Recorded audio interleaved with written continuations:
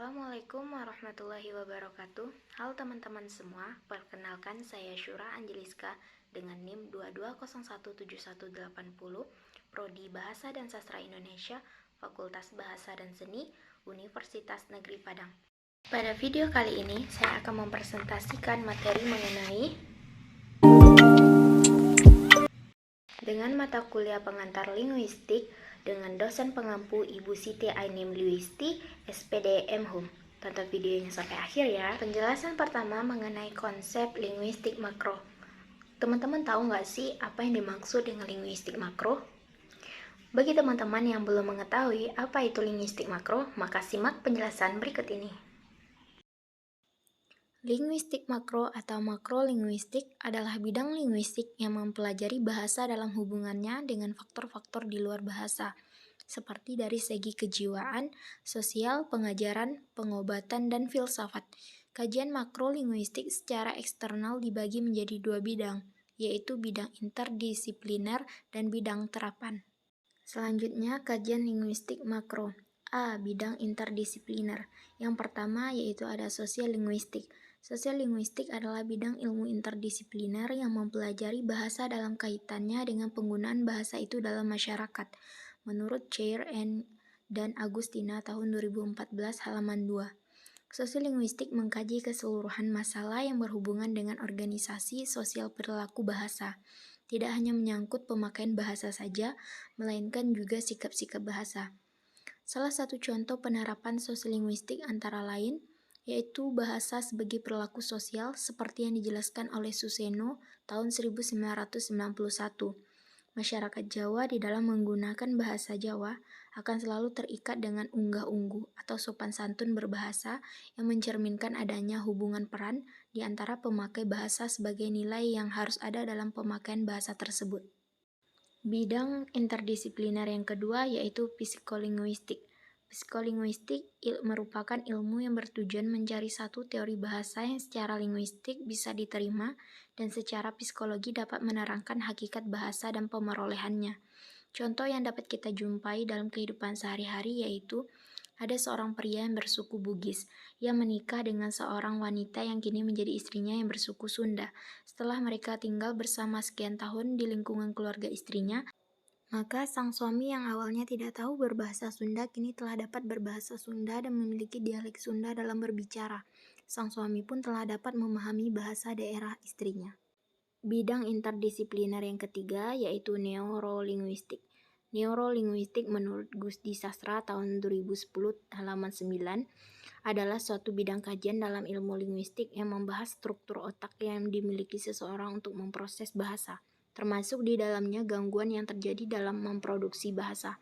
Contohnya adalah dalam membantu individu yang lambat bicara maupun penderita stroke dengan cara merangsang menggunakan bunyi dan bahasa.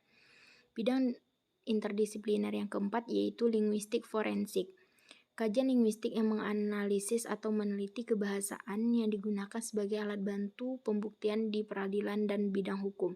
Contoh penggunaan linguistik forensik yaitu digunakan dalam pemeriksaan dokumen palsu, deteksi plagiarisme, deteksi kebohongan, analis rekaman suara, analis percakapan baik langsung maupun tidak langsung, atau melalui telepon, serta percakapan melalui chat dan analisis hoax serta ujaran kebencian baik secara verbal maupun melalui media sosial.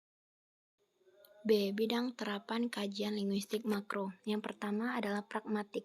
Pragmatik adalah cabang linguistik yang mempelajari hubungan antara konteks luar bahasa dan maksud tuturan melalui penafsiran terhadap situasi penuturnya. Contoh dari pragmatik adalah bagaimana memaknakan suatu kalimat dalam kehidupan sehari-hari. Misalnya kalimat rumah makan Padang, secara pragmatik kalimat di atas mempunyai makna rumah makan yang menyajikan makanan khas Padang. Yang kedua yaitu analisis wacana. Analisis wacana merupakan suatu kajian yang meneliti atau menganalisis bahasa yang digunakan secara alamiah, baik dalam bentuk tulisan maupun lisan. Digunakan untuk membongkar makna atau pesan komunikasi yang terdapat dalam suatu teks baik secara tekstual maupun kontekstual. Dan yang ketiga adalah pembelajaran bahasa. Pembelajaran bahasa adalah suatu proses di mana peserta didik melakukan suatu kegiatan kebahasaan sesuai dengan kaidah-kaidah kebahasaan, baik di sekolah maupun di suatu lembaga pengajaran. Penjelasan mengenai linguistik makro serta bidang kajiannya, maka teman-teman semua sudah harus paham nih apa yang dimaksud dengan linguistik makro dan apa saja bidang kajiannya. Nah, penjelasan berikutnya mengenai konsep dan ruang lingkup dari sosiolinguistik dan psikolinguistik. Simak ya. 1. Sosiolinguistik.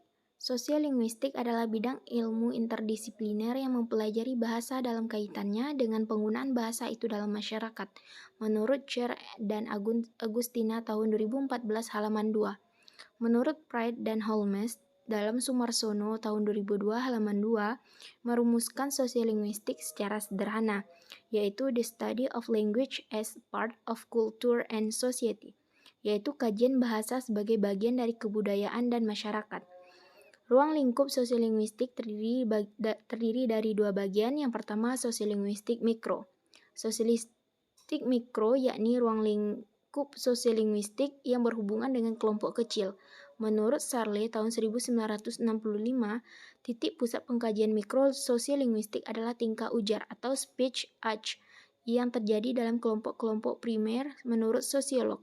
Dan tingkah ujar itu dimodifikasi oleh variabel-variabel seperti status keakraban atau intimasi, pertalian keluarga, sikap, dan tujuan antara tiap anggota kelompok, yang umumnya disebut register, menurut Crystal dan Duffy tahun 1969, dan bukan dalam kelompok dialek, yaitu variabel yang diakibatkan oleh penggunaan bahasa oleh individu dalam situasi tertentu yang diamati, dan pula variasi yang diakibatkan oleh karakteristik yang relatif permanen pada diri si pemakai bahasa seperti umur, pendidikan, kelas sosial, dan seterusnya. Ruang lingkup sosiolinguistik yang kedua yaitu sosiolinguistik makro. Sosiolinguistik makro yakni ruang lingkup sosiolinguistik yang berhubungan dengan masalah perilaku bahasa dan struktur sosial. Kajian intinya adalah komunikasi antar kelompok, barangkali dalam konteks satu kelompok masyarakat, misalnya tentang penggunaan bahasa ibu dan bahasa lokal oleh kelompok-kelompok linguistik minoritas. 2. Psikolinguistik. Psikolinguistik merupakan kajian ilmu linguistik yang bertujuan mencari satu teori bahasa yang secara linguistik bisa diterima dan secara psikologi dapat menerangkan hakikat dan pemerolehannya. Pada awal perkembangannya, psikolinguistik bermula dari adanya pakar linguistik yang berminat pada psikologi dan adanya pakar psikologi yang berkecimpung dalam linguistik. Psikolinguistik mencoba menguraikan proses-proses psikologi yang berlangsung jika seseorang mengucapkan kalimat-kalimat yang didengarnya pada waktu berkomunikasi, dan bagaimana kemampuan berbahasa itu diperoleh oleh manusia, menurut Slobin tahun 1974, menurut Meller tahun 1964, dan menurut Slama Chazahu tahun 1973.